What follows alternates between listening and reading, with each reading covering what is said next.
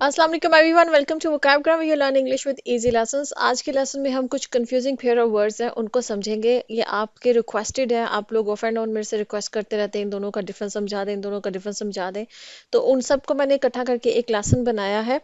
तो उसको मैं आज आपको इस लेसन में एक्सप्लेन करती हूँ। इंपॉर्टेंट लेसन है क्योंकि ऐसे बहुत से वर्ड्स हैं इंग्लिश में जिनका मीनिंग सेम लगता है लेकिन सेम होता नहीं है, उनकी प्रोनाउंसिएशन सेम होती है लेकिन उनके मीनिंग डिफरेंट होते हैं, तो उनको समझना बहुत इंपॉर्टेंट है। ठीक है, तो पहला जो पेयर ऑफ वर्ड है वो है जी वेरी एंड वेरी। ठीक है, आप दोनों साउंड सिमिलर करते हैं, स्पेलिंग्स भी ऑलमोस्ट सेम है, लेकिन इन दोनों का मीनिंग इंटायरली डिफरेंट है, तो समझना बहुत इंपॉर्टेंट है। ठीक है, जैसे जो पहला वेरी है WARY वाला, इसका मतलब होता है बीइंग कॉशियस एंड केयरफुल, मोहतात होना। ठीक है, इस मीनिंग में हम इस पहले वाले वर्ड को यूज करते हैं वेरी को। जैसे और जो दूसरा है इसका मतलब होता है फीलिंग फिजिकली और मेंटली टायर्ड, थकान महसूस करना। ठीक है, सेकंड वाले का जो WEARY है, इसका मतलब होता है थका हुआ महसूस करना, थकान महसूस करना। वो फिजिकल थकावट भी हो सकती है और वो मेंटली भी होती है। समटाइम्स इंसान जहनी तौर पे भी थका हुआ महसूस करता है। और पहला जो है हमारा वेरी, उसका मतलब होता है मोहतात हो जाना। ठीक है, केयरफुल होना। अब इसके सेंटेंसेस देख लें। जैसे कि जो पहला हम वेरी वर्ड है जिसका मतलब मोहतात होना, उसका सेंटेंस देखते हैं।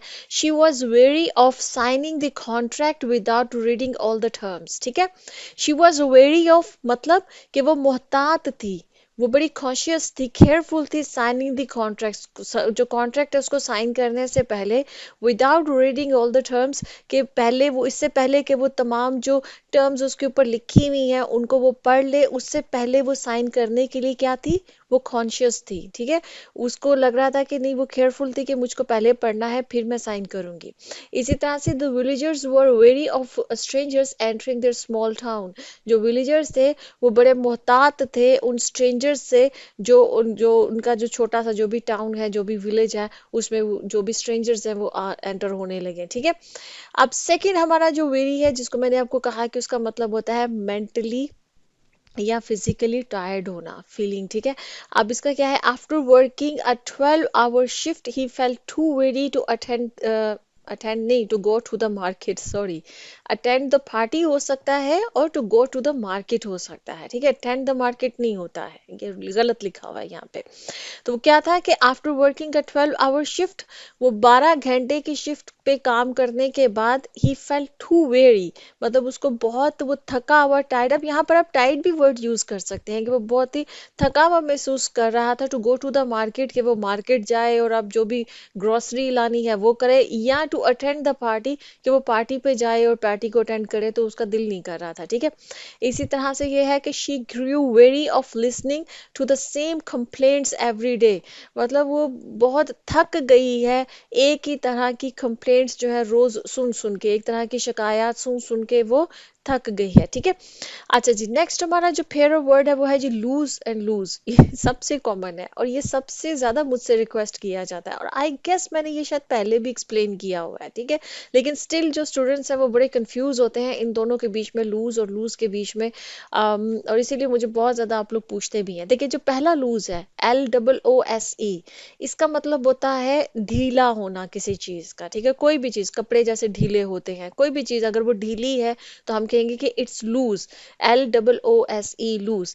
जो सेकंड लूज है, इसका मतलब होता है किसी चीज को भूल जाना, किसी चीज से डिप्राइव हो जाना। ठीक है, मतलब किसी चीज से महरूम हो जाना, या किसी चीज को आप कहीं रख कर भूल जाए, मिसप्लेस कर दिया, खो देना। खो देने की मीनिंग में जो है ना वो लूज को हम, ये सेकंड वाला जो लूज है, इस मीनिंग में हम इसको इस्तेमाल करते हैं, LOSE जो है। ठीक है, अब सेंटेंसेस देख लेते हैं। जैसे the screws are loose and need tightening. जो स्क्रूज हैं, जो दरवाजों पे या किसी भी चीज के स्क्रूज होते हैं, तो आप उसको कह सकते हैं कि वो बड़े लूज हैं, ढीले हैं, और दे नीड टाइटनिंग, मतलब उनको टाइट करने की जरूरत है। ठीक, इसी तरह से she wore a loose dress for comfort, मतलब कंफर्ट के लिए, आसानी के लिए जो है वो उसने कहेंगे एक लूज ड्रेस पहना, ढीला जो ड्रेस है वो पहना, ठीक है। सेकंड लूज क्या होगा, don't lose your keys again. अक्सर हम चाबियां भूल जाते हैं ना, कहीं रख कर मिसप्लेस कर देते हैं, ठीक है। तो अपनी जो चाबियां हैं उनको लूज मत करो, मतलब उनको खो ना दो, मतलब उनको मिसप्लेस ना कर दो, कहीं पर रख कर जो ना भूल ना जाओ अब तुम, ठीक है। जो उनकी जगह है वहीं पे रखो।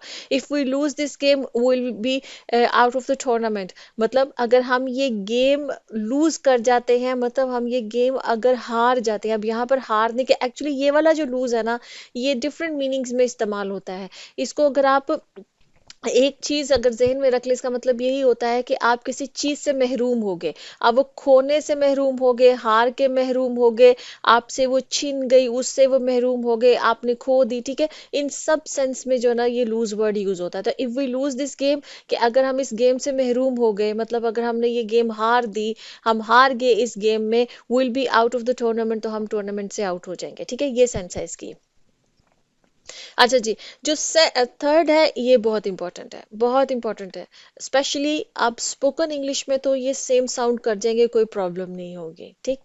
लेकिन अगर आप किसी एग्जाम में कोई ऐसे लिख रहे हैं कहीं पर भी, वहां पर अगर आप स्पेलिंग मिस्टेक कर जाएंगे तो फिर आपके लिए प्रॉब्लम हो सकती है। तो इसको जहन में रखना है। ऑल टुगेदर मीन ऑलमोस्ट ये जो ना प्रोनाउंस सेम करते हैं, लेकिन दोनों का मीनिंग डिफरेंट है, ठीक है। ये जैसे जैसे ये पहला ऑल टुगेदर है, जब इकट्ठा करके हम इसको लिखते हैं ALTOGETHER, ठीक है, ऑल टुगेदर, इसका मतलब होता है कंप्लीटली और एंटायरली, जिसको उर्दू में कहेंगे मुकम्मल तौर पे, ठीक है। मुकम्मल तौर के मीनिंग में जो ना वो इस्तेमाल हो। जब आप किसी चीज के बारे में कहेंगे कि इंटायरली, मुकम्मल तौर पे, कंप्लीटली, ठीक है, कंप्लीटली से इसको जहन में रख लीजिए कि मुकम्मल तौर के मीनिंग में जो है ना ये पहला वाला जो है ऑल टुगेदर इस्तेमाल होता है। जब इसको हम अलहदा अलहदा करके लिखते हैं, और जहन में रखिएगा कि जब अलहदा करके लिखते हैं तो आप देखेंगे कि ए के साथ डबल एल है, और जब आप इनको इकट्ठा लिखते हैं तो फिर सिंगल एल है, ठीक है। ये स्पेलिंग भी आपने जहन में रखते हैं। फिर इसका मतलब होता है एवरी वन और एवरीथिंग, मतलब तमाम। तब तमाम के मीनिंग में जो है ना वो इस्तेमाल होता है।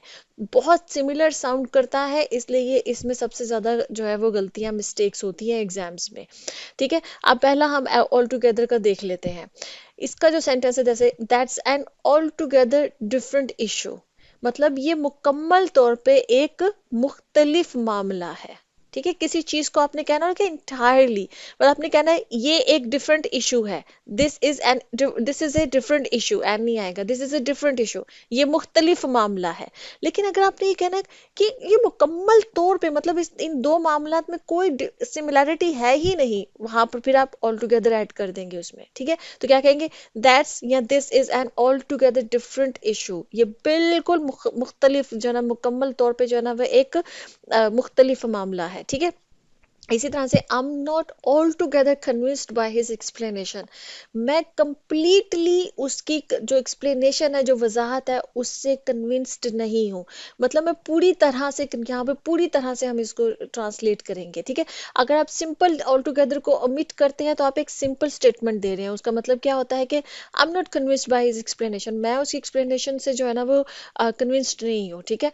लेकिन जब आप ऑल टुगेदर ये वाला ऐड करेंगे तो इसका क्या मतलब बन जाएगा कि आप कह रहे हैं कि बिल्कुल भी मुकम्मल तौर पे आप जो है ना वो नहीं कन्विंस्ड है, ठीक है। आप थोड़ा स्ट्रेस दे रहे हैं, ये पहले वाले ऑल टुगेदर का मतलब है। लेकिन जब हम इसको सेपरेट करके लिखते हैं तो इसका मतलब होता है तमाम, सब के सब, ठीक है। जैसे कि ये सेंटेंस है, we went to the party all together, हम तमाम इकट्ठे पार्टी पर गए, ठीक है। ऑल तमाम, टुगेदर इकट्ठे, हम तमाम इकट्ठे पार्टी पर गए, इस सेंस में ये इस्तेमाल होता है। इसी तरह से सेकंड, जैसे कि the family was all together for the first time in years, के जो फैमिली थी वाज ऑल तमाम, टुगेदर इकट्ठे, तमाम जो है ना वो इकट्ठे थे, फॉर द फर्स्ट टाइम, पहली दफा, इन ईयर्स, सालों में, मतलब सालों बाद हो सकता है कोई फैमिली जो है वो पहली दफा सारी इकट्ठी हो रही है, सबके सब इकट्ठे हो रहे हैं, तो उस पर आप कह रहे हैं कि ऑल टुगेदर मतलब तमाम इकट्ठे थे।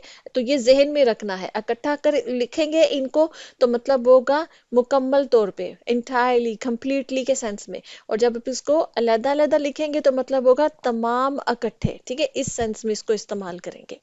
अच्छा जी, नेक्स्ट हमारे पास है वो है जी क्रिटिक एंड क्रिटिसिज्म। ये भी बहुत इंपॉर्टेंट है, बहुत इंपॉर्टेंट है, स्पेशली आपके एग्जाम्स पॉइंट ऑफ व्यू से इंपॉर्टेंट है। इसके वर्ड्स की सिलेक्शन में आपने जब लिखना है तो आपको समझ में आए कि क्या डिफरेंस है। क्रिटिक और क्रिटिसिज्म जो है ना, इसको अक्सर परसीव सेम किया जाता है क्योंकि मिलता जुलता मीनिंग है, लेकिन दोनों को आप इंटरचेंजेबली एक दूसरे की जगह पर यूज नहीं कर सकते, इसमें डिफरेंस है, वो बताती हूँ मैं आपको। जैसे कि क्रिटिक का क्या मतलब है? क्रिटिक का मतलब होता है a detailed and balanced analysis और एवेल्युएशन, ठीक है, मतलब किसी चीज की आपने पूरी डिटेल में एक पूरा एनालिसिस किया, उसको इवेल्युएट किया, तो वो क्रिटिक होती है, ठीक है। और इसका मकसद क्या होता है? Aims to improve. इसका मतलब जो क्रिटिक होती है ना किसी भी चीज़ की, वो मूवी की क्रिटिक हो सकती है, वो किसी रिसर्च पेपर की क्रिटिक हो सकती है, वो किसी आइडिया की क्रिटिक हो सकती है, किसी रिपोर्ट की क्रिटिक हो सकती है। जो क्रिटिक लिखी जाती है या क्रिटिक की जाती है, उसका मतलब ये होता है कि आप किसी पे ये बताना चाह रहे हैं कि भाई इसमें यहाँ यहाँ इसमें बेहतरी हो सकती है। जैसे कोई रिसर्च पेपर आया है, अब उस खास फील्ड के जो बाकी लोग होंगे, जो जो भी उसके एक्सपर्ट्स होंगे, वो उसके ऊपर क्रिटिक लिखेंगे उस रिसर्च पेपर पे। क्यों लिखेंगे? वो कहेंगे कि अच्छा इस रिसर्च पेपर पे ना ये चीज़ ऐड हो सकती है, या इस रिसर्च पेपर में ना ये इम्प्रूवमेंट की जा सकती है, तो ये रिसर्च पहले से बेहतर हो जाएगी। ये पॉजिटिव अप्रोच होती है। क्रिटिक जो होती है ना, वो पॉजिटिव अप्रोच होती है, ये जहन में रखना है। इसका मकसद ये, जिस भी चीज़ की क्रिटिक की जा रही होती है उसका मकसद ये होता है कि आप उस चीज़ को इम्प्रूव करने की कोशिश कर रहे हैं, ठीक है, उसको पहले से बेहतर बनाने की कोशिश कर रहे हैं। जो क्रिटिसिज्म होती है ना, इसका मतलब होता है फोकसिंग ऑन फॉल्ट्स और शॉर्टकमिंग्स। आप गलतियां और खामियां निकालने की कोशिश कर रहे होते हैं। और क्रिटिसिज्म जो है ये नेगेटिव अप्रोच होती है, इसमें किसी दूसरे की खामी निकालनी होती है। अब आपने जहन में रखना है इसको इस्तेमाल करते वक्त, जहां पर आपने पॉजिटिव सेंस देनी हो तो वहां पे वर्ड क्रिटिक इस्तेमाल कीजिए। जहां पर नेगेटिव सेंस देनी हो कि किसी दूसरे इंसान की खामियां निकालनी है या किसी चीज की खामियां निकालनी है, तो वहां क्रिटिसिज्म वर्ड यूज कीजिए, ठीक है। ये जहन में रखना बहुत इंपॉर्टेंट है। अब जैसे सेंटेंसेस हैं, खुड you critic my presentation and suggest areas for improvement. अब जब ऑफिस में प्रेजेंटेशन देनी होती है, आप अपने कुलीग को कह सकते हैं, अपने बॉस को कह सकते हैं कि मैंने ये प्रेजेंटेशन तैयार की है, could you critic my presentation.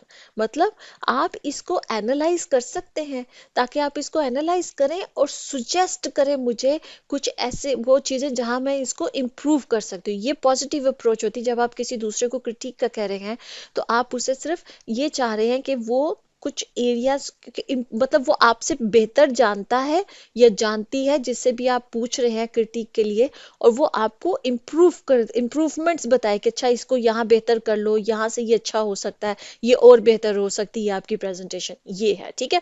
इसी तरह second sentence, the research paper received a thoughtful critic from the local professors. कोई रिसर्च पेपर आया और उस रिसर्च पेपर को, जिस टॉपिक पे वो आया, उस टॉपिक के जो एक्सपर्ट्स हैं, जो प्रोफेसर्स हैं उस इलाके के, ठीक है, उस जगह के जहाँ का वो रिसर्च पेपर आया है, उन्होंने थॉटफुल क्रिटिक दी। मतलब उन्होंने बड़े ही अच्छे किस्म के आइडियाज दिए कि इस रिसर्च में ये और ऐड हो सकता है, ये बेहतर हो सकता है, मतलब इम्प्रूवमेंट की। थॉटफुल, थॉटफुल का मतलब ये होता है जो बड़ी थॉट प्रोवोकिंग होते हैं ना, जो आइडियाज होते हैं जो जहीन किस्म के हों। मुझे अब ना थॉटफुल का एग्जैक्ट उर्दू मीनिंग नहीं इस वक्त जहन में आ रहा है, ठीक है, मतलब जो बड़े थॉटफुल हो, थॉट प्रोवोकिंग हो, ठीक है, उस तरह के उसने क्रिटिक्स दिए, मतलब उस तरह की इंप्रूवमेंट्स दी। जिन्होंने रिसर्च पेपर लिखा हो सकता है उनसे वो एरियाज जो है थोड़े से मिस हो गए, ठीक है, तो जो प्रोफेसर्स थे उन्होंने सुजेस्ट कर दिए। ये इसका मतलब, ये पॉजिटिव अप्रोच होती है। अब क्रिटिसिज्म क्या होगा? His constant criticism of her ideas made her loose confidence, ठीक है। अब ये नेगेटिव है कि उसकी जो कांस्टेंट मुसलसल जो तनकीद थी, क्रिटिसिज्म थी ऑफ हर आइडियाज, उसके आइडियाज की। अब ये वर्क प्लेस पे हो सकता है, क्योंकि वर्क प्लेस पे आप अक्सर जो भी प्रेजेंटेशंस या मीटिंग्स होती हैं, आप उसमें आइडियाज प्रेजेंट करते हैं। अब एक कुलीग है जो जालस होता है, अब वो क्या करेगा? वो बार बार कांस्टेंट क्रिटिसिज्म करे, अरे ये तो आइडिया फजूल है, अरे इसमें तो ये खामी है, वो खामी है। अब यहाँ पर मकसद क्या है उसका? To to put her down, ठीक है, उसको नीचा दिखाना मकसद है, ठीक है। तो अब क्या हुआ, उसका कॉन्फिडेंस लूज हो गया। तो जहन में रखिए, क्रिटिसिज्म नेगेटिव होता है, क्रिटिक पॉजिटिव होता है। इसी तरह से the film received harsh criticism for its lack of originality. अब कोई मूवी आई है, अब उस पे क्रिटिसिज्म आई है हार्श किस्म की, बड़ी सख्त किस्म की। क्यों? क्योंकि उसमें ओरिजिनलिटी नहीं है, उसकी कमी है, कॉपी है कहीं ना कहीं से हर चीज जो है, म्यूजिक कॉपी है, प्लॉट कॉपी है, सीन्स कॉपी है, स्क्रीन प्ले कॉपी है, तो हर चीज कॉपी है, तो उसकी ओरिजिनलिटी चूंकि नहीं है, तो उसकी वजह से उसको क्रिटिसिज्म, तनकीद आई है, ठीक है। तो ये दोनों में डिफरेंस है। अच्छा जी, नेक्स्ट हमारे पास वो जी onto and unto. ये जहन में रखिएगा, ऑन टू का मतलब ये होता है something moves from one place to another and comes to rest on a surface. कोई एक चीज है, वो चलती हुई किसी सरफेस पे जाती है और वहां पर जाकर रुक जाती है, तो उस इस तरह की मूवमेंट बताने के लिए हम ऑन टू यूज करते हैं। ये जो अन टू है ना, पहला तो इसका जहन में रख लीजिए कि अनटू जो है ये स्पोकन इंग्लिश में इस्तेमाल नहीं होता। इस वर्ड को आर्खाइक मैंने नीचे लिखा हुआ है। क्यों लिखा हुआ है आर्खाइक? आर्खाइक वो वर्ड्स होते हैं जो पुरानी इंग्लिश में, किताबों में, नॉवेल्स में, जो पुराने टाइम के हैं, वहां पर तो आपको मिल जाएंगे, लेकिन अब जो है ना, रिसेंट एज में, मॉडर्न एज में, या अब वो यूज नहीं होते, वो कॉमन नहीं है। वो पुरानी इंग्लिश में तो यूज होते थे। अब देखें, जैसे उर्दू के भी बहुत से ऐसे वर्ड्स हैं, जैसे मिर्जा गालिब के टाइम के जो वर्ड्स हैं, वो उस जमाने में इस्तेमाल होते थे, आज वो वर्ड्स नहीं इस्तेमाल होते हैं, ठीक है। तो वो आर्काइक हो गए हैं वो वर्ड्स, ठीक है। इसी तरह हर लैंग्वेज में होते हैं। तो इंग्लिश में भी इस तरह के बहुत से वर्ड्स हैं जो आपको शेक्सपियर, जब अगर आप पढ़ें, या वो पुराने जो भी उनके हैं उन बुक्स को पढ़ें, या आप बाइबल पढ़ें, जो इंग्लिश लिखी हुई होती है उनकी, जिस जो इंग्लिश में है, आपको वहां पर बहुत से ऐसे वर्ड्स मिलेंगे जो आज की इंग्लिश में इस्तेमाल नहीं होते, तो उनको आर्काइक वर्ड्स कहते हैं। अब अनटू जो यूज होता रहा है, जिनको के लिटरेचर से दिलचस्पी है, तो वो हो सकता है इस वर्ड को, मतलब वो पढ़ें, तो उसको, उसका मीनिंग क्या होता है, उसका मीनिंग होता है समटाइम, ये दो तीन डिफरेंट मीनिंग्स में अनटू जो है ना वो इस्तेमाल होता है। या तो कोई रिलेशनशिप बता रहे होते दो चीजों के दरमियान में, या एक डायरेक्शन बता रहा होता है ये वर्ड, या किसी चीज का रिजल्ट, नतीजा बता रहा होता है, ठीक है। इन तीन मीनिंग में जो है ना इस वर्ड को इस्तेमाल किया जाता है। अब इसके सेंटेंसेस देख लेते हैं। He climbed on to the roof to fix the antenna, ठीक है। मतलब, अब मैंने कहा ना कि ऑन टू हम कभी यूज करते हैं कि आप चलते हुए किसी एक सरफेस पे जाके पहुंचे, किसी एक सतह पे पहुंचे। तो यहाँ पर सतह क्या है, वो रूफ है, छत है। तो वो climb on to the roof, मतलब वो क्लाइंब करता हुआ, चढ़ता हुआ वो छत पर पहुंचा, टू फिक्स द एंटीना, ताकि वो एंटीना को फिक्स कर सके। इसी तरह से the cat jumped on to the table to reach the food.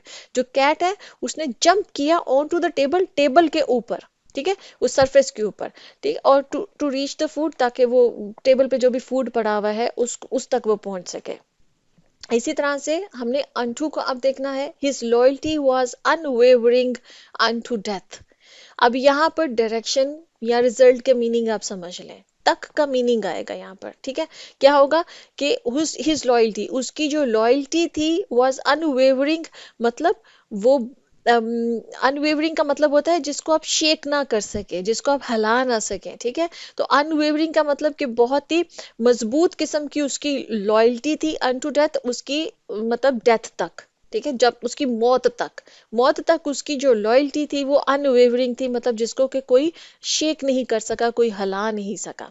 इसी तरह से the responsibility falls unto the next generation, मतलब जो जिम्मेदारी है वो अगली जनरेशन पर फॉल करती है, उसके ऊपर पड़ती है, ठीक है। तो ये इस मीनिंग में जो है ना हम अनटू को इस्तेमाल करते हैं। तो आई होप कि आपको समझ में आ गया होगा। आपको अगर कुछ और कंफ्यूजिंग ऐसी तरह से जो वर्ड्स हैं जो आपको कंफ्यूज करते हैं, उनके मीनिंग्स आप इस वीडियो के कमेंट सेक्शन में पूछ सकते हैं, फिर इंशाल्लाह उनको मैं नेक्स्ट लेसन में जो है एक्सप्लेन कर दूंगी। ओके जी, अल्लाह हाफिज़, सी यू नेक्स्ट लेसन।